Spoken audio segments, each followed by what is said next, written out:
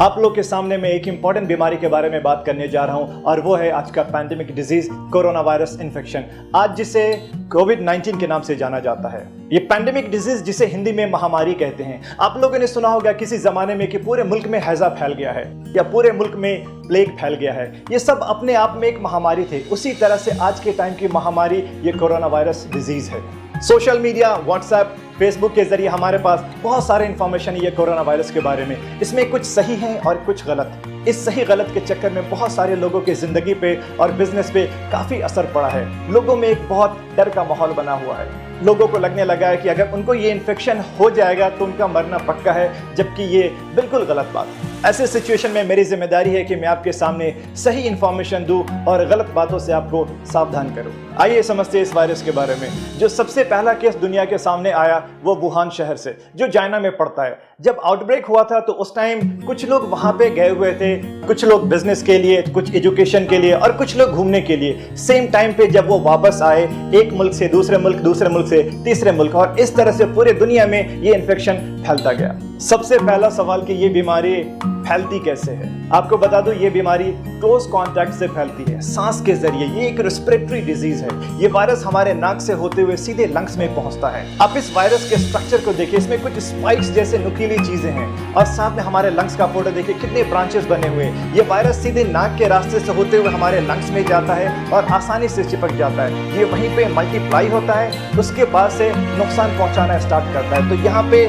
साफ मतलब है कि जो ज्यादातर सिम्टम्स हमारे पास में आते हैं वो लंग्स से रिलेटेड होते हैं। और ये वायरस अगर आपके खाने के साथ पेट में जाए तो पेट में एसिड प्रोडक्शन होता है खाना पचाने के लिए, जिससे ये वायरस मर जाता है। तो इसका मतलब ये हुआ कि खाने से ये वायरस नहीं फैलता है। एक बहुत बड़ा कंफ्यूजन है लोगों में कि क्या नॉनवेज खाने से भी ये वायरस फैलता है। मैं आपको बता दूं, बिल्कुल नहीं फैलता है। आउटब्रेक जब हुआ था वुहान से, तो वहां पे एक सी फूड मार्केट है। अब वो सी फूड मार्केट में एक साथ काफी सारे लाइव एनिमल्स, जिंदा जानवर और फिश जैसे सी फूड मिलते हैं। रिसर्च के हिसाब से एक एनिमल वायरस और एक ह्यूमन वायरस मिलकर के म्यूटेशन हुआ और एक नया वायरस बन गया। तो इसलिए हम इसे नोवेल कोरोना वायरस भी कहते हैं। अभी के टाइम पे ये पूरा का पूरा ह्यूमन वायरस है और सिर्फ इंसान से इंसान में फैलता है।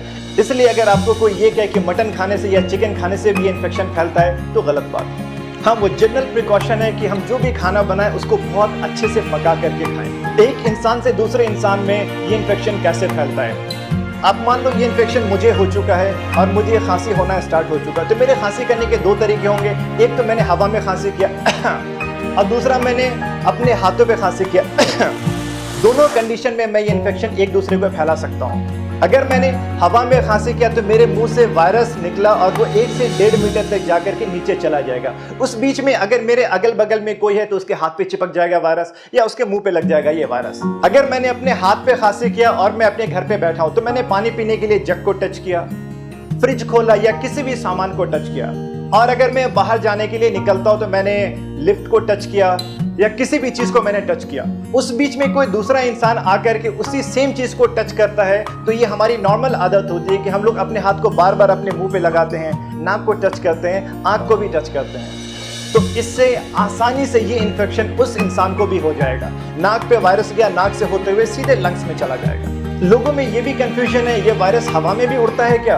आपको बता दूं कि ये वायरस हवा में नहीं उड़ता है। आपको जैसे मैंने बताया कि मैंने खांसी किया तो मेरे मुंह से वायरस निकल के 1 से 1.5 मीटर तक जाकर के नीचे चला जाता है। तो ये वायरस हवा में नहीं उड़ता है। अब किसी को ये इन्फेक्शन हो जाए तो क्या क्या सिम्टम्स आएंगे, यानी कि मरीज के अंदर लक्षण क्या क्या होंगे इस बीमारी के। जो सबसे पहला लक्षण स्टार्ट होगा वो तो आम फ्लू जैसे सर्दी जुकाम और गले में खराश, लेकिन इसके साथ में सूखी खांसी और बुखार भी होगा। मतली जैसा यानी कि उल्टी होने का मन भी होगा पेशेंट को, और धीरे धीरे ये सिम्टम्स और ज्यादा बढ़ते जाएंगे वक्त के साथ में उनकी हिस्ट्री भी देखिए कि पिछले 10 से 12 दिनों में वो किन किन जगहों पे गए हैं। ये अगर वो जगह पे गए जहां पे ये इन्फेक्शन बहुत ज्यादा फैला हुआ है तो फिर ज्यादा चांसेस है कि इनको ये इन्फेक्शन हो सकता है। लेकिन इसका मतलब ये नहीं अगर किसी को भी सर्दी जुकाम और बुखार है तो सभी को ये इन्फेक्शन है। आप साथ में ये भी देखिए उनकी हिस्ट्री के 10 से 12 दिन में किन किन जगहों पे गए हैं। अगर ये उन जगहों पे गए जहां पे ये कोरोना वायरस का इन्फेक्शन बहुत ज़्यादा फैला हुआ है तो हाँ, ऐसे केसेस में ये बीमारी होने के बहुत ज़्यादा चांसेस हैं। 80 to 85% केसेस में सिर्फ माइल्ड सिम्टम्स आते हैं। माइल्ड का मतलब कि ज़्यादा सीरियस सिम्टम्स नहीं होंगे, हल्का सा सर्दी जुकाम और बुखार। लेकिन 10 से 15% केसेस में ज़्यादा सीरियस सिम्टम्स आते हैं कि जब सांस लेने में तकलीफ होने लगे, गले में बहुत ज़्यादा दर्द होने लगे, जैसे सिम्टम्स लाइक अस्थमा और दमा जिसे कहते हैं, इंग्लिश में शॉर्टनेस ऑफ ब्रेथ या डिस्निया हो जाए। अब तक बच्चों में ये बीमारी ज्यादातर नहीं देखी गई, लेकिन इसका मतलब ये नहीं कि बच्चे 100% सेफ है। ज्यादातर बड़े लोगों में इस बीमारी का असर देखा गया है। नौजवान और हेल्दी लोग इस वायरस को आराम से बर्दाश्त कर सकते हैं, लेकिन जिनका उम्र 60-70 साल से ज्यादा है, बूढ़े, ज़ईफ और जिनको साथ में कोई दूसरी बीमारी भी है जैसे कि डायबिटीज, हाइपरटेंशन, दिल की बीमारी, उनके लिए यह वायरस को बर्दाश्त करना मुश्किल होगा। उम्र के साथ और बाकी बीमारियों के साथ इंसान का इम्यून सिस्टम थोड़ा कमजोर हो जाता है। इम्यून सिस्टम का मतलब हमारे शरीर की अपनी शक्ति होती है बीमारी से लड़ने की। अगर किसी को ये सारे सिम्टम्स आ जाए तो आगे आपको क्या करना चाहिए? आप सबसे पहले इस हेल्पलाइन नंबर पे फोन करिए और अपने सिम्टम्स के बारे में बताइए। ये हेल्पलाइन नंबर इंडियन गवर्नमेंट की तरफ से है। हेल्थ अथॉरिटीज के लोग आपसे बात करेंगे और आपको सही मशवरा देंगे। जरूरत पड़ने पे आपके दिए हुए एड्रेस पे आएंगे और आपका जांच करेंगे। अगर उनको सारे सिम्टम्स इस वायरल इन्फेक्शन का लगेगा तो आपके गले से स्वैब कल्चर लेकर के टेस्ट के लिए जाएंगे, और ये टेस्ट अभी सिर्फ सरकारी लैब सेंटर्स पे ही हो पाएगा। फोन नंबर के अलावा हर स्टेट में कुछ खास सरकारी हॉस्पिटल है जिसे इस वायरल इन्फेक्शन का स्पेशल सेंटर बनाया गया, आप वहां पे जाइए। आपका टेस्ट अगर के पॉजिटिव आ जाता है तो उसके बाद में क्या होगा? सबसे पहली बात, आपको बिल्कुल भी नहीं घबराना है, बिल्कुल भी नहीं डरना है। 80 to 85%, 80 से 85% लोगों में सिर्फ माइल्ड सिम्टम्स आते हैं, हल्के सिम्टम्स। अगर सिम्टम्स जरा सा है तो आपको एक स्पेशल वार्ड में आइसोलेट कर दिया जाएगा 2 हफ्ते के लिए, जहां पे आपका सिम्टोमेटिक इलाज चलेगा।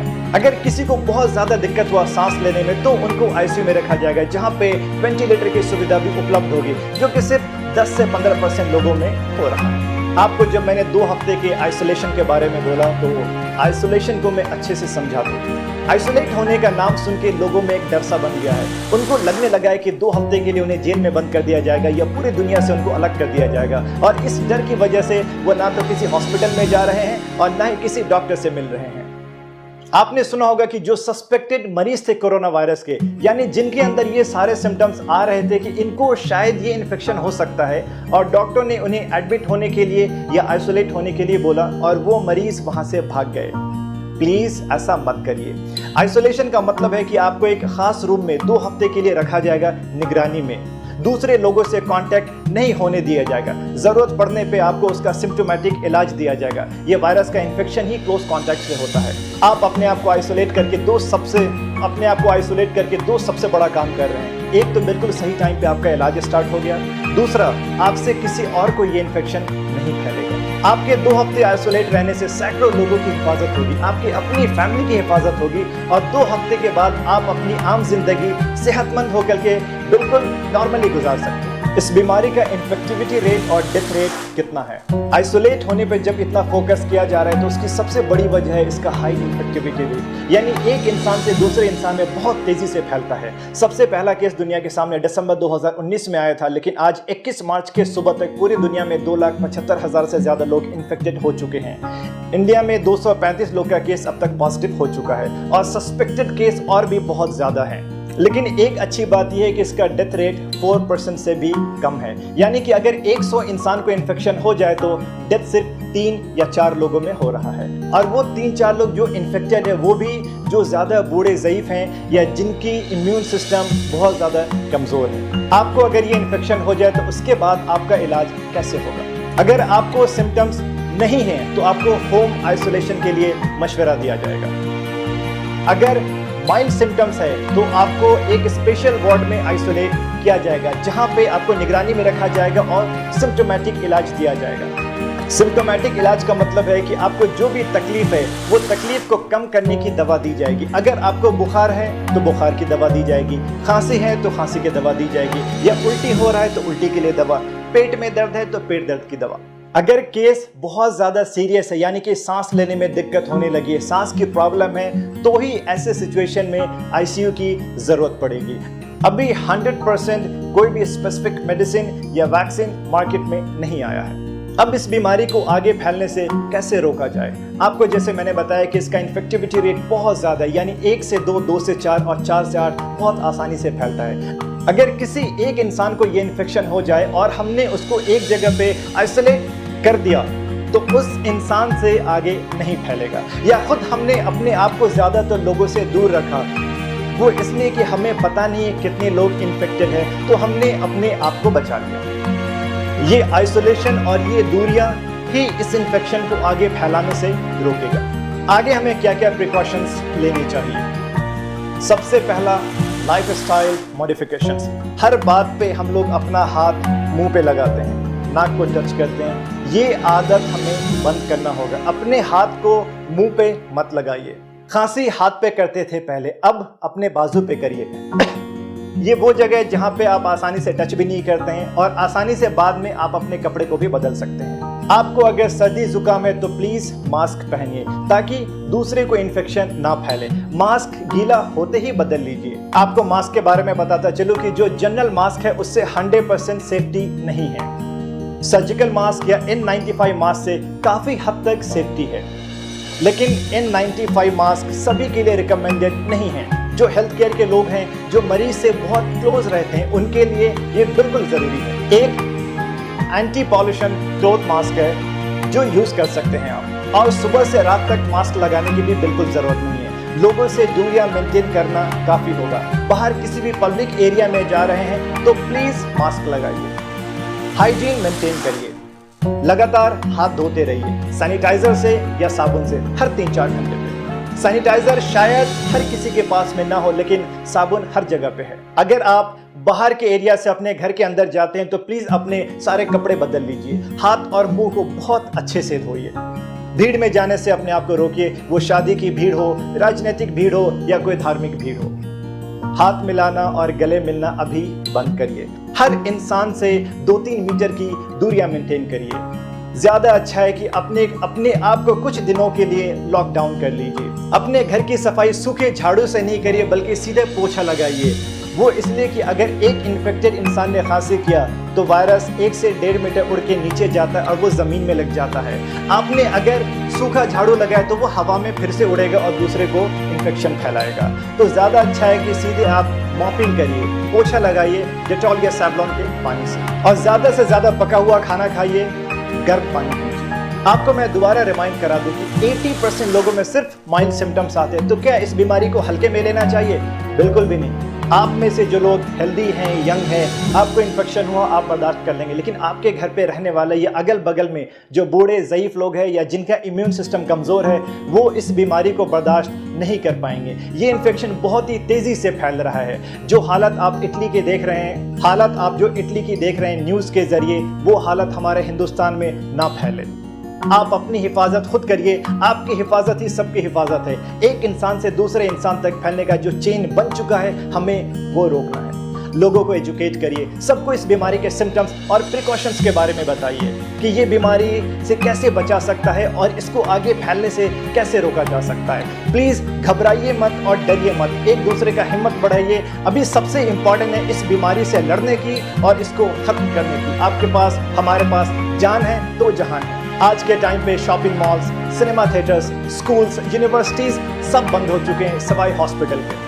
हॉस्पिटल में काम करने वाले doctors, nurses, lab technicians, ward boys, guards या जो भी स्टाफ्स हैं हॉस्पिटल के, उनके काम में सपोर्ट करिए और उनका शुक्रिया अदा करिए। ये वो लोग हैं जो अपनी जान को खतरे में डाल के हर किसी की हिफाजत कर रहे हैं। अब एक salute to all medical professionals.